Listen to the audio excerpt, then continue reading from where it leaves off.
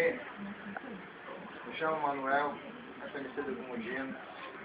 Estou aqui apresentando a minha engenhoca, assim como foi pedido domingo passado pelo Gugu, que fizesse alguma coisa que viesse facilitar a aplicação de um protetor solar nas costas. Esta é a engenhoca, feita de reciclado. Temos aqui um pedaço de tubo PVC, um pedaço de um material também reciclável de creme de cabelo. Temos a esponja mesmo de lavar louça, né? Foi tirada só a parte grossa e colocada a outra parte. Dentro temos um tubo de linha e esta foi a engenhoca. Parte de trás, parte da frente. Esta parte vai ser aplicado o protetor solar. Primeiramente vamos colocar a toalha que você está na praia, você sempre tem uma toalha. Você aplica a toalha de rosto, como estou usando agora, entendeu?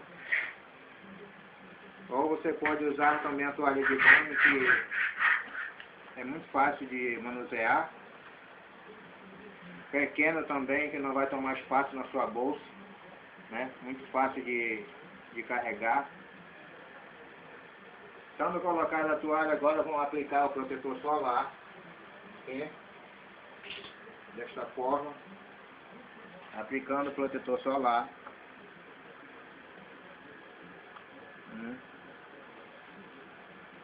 Ela vai embeber na esponja, certo?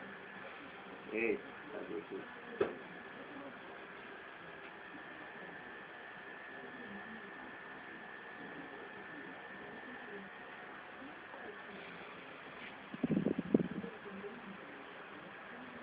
Pronto. Esta parte aqui é para que proteja que a toalha não venha tirar o protetor depois de aplicado. Primeiramente vamos usar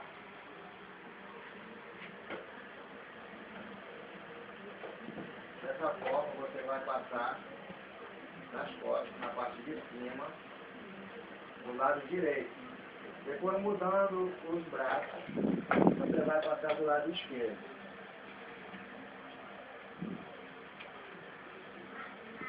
Aplicando nas duas partes, na parte de cima, você vai passar na parte de baixo, dessa forma. Muito fácil de usar.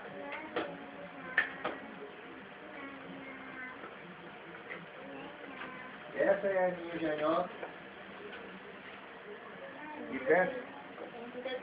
E tenho certeza que vocês vão se agradar. E tenho a pedir que me dê oportunidade para que eu possa participar dessa invenção. Obrigado.